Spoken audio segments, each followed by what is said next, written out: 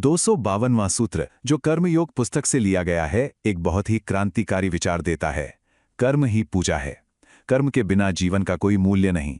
जरा सोचिए, अगर हम अपने रोजमर्रा के काम को, चाहे वो ऑफिस का हो या घर का, एक पूजा की तरह देखने लगें तो उसका महत्व कितना ज्यादा बढ़ जाएगा। ये सूत्र हमारे काम को सिर्फ एक जिम्मेदारी नहीं, बल्कि एक पवित्र अनुष्ठान बना देता है, जिससे जीवन का हर पल सार्थक हो जाता है। अच्छा, अगर कर्म पूजा है तो इसका ठीक उल्टा क्या होगा?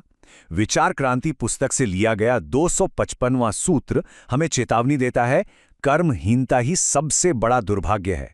मतलब आलस्य में पड़े रहना या कुछ भी ना करना कोई आराम नहीं है, बल्कि ये तो जीवन की सबसे बड़ी मुसीबत है।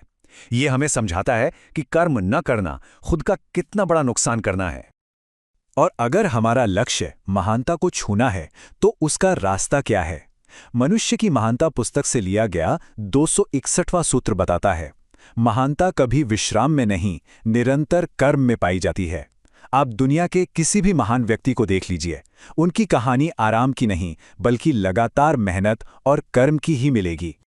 इस खंड का अंत हम विचार क्रांति पुस्तक के इस गहरे सूत्र से करते हैं, जो व्यक्ति अपने कर्म से भागता है वह स्वयं से भागता है। ये कितनी बड़ी सच्चाई है ना?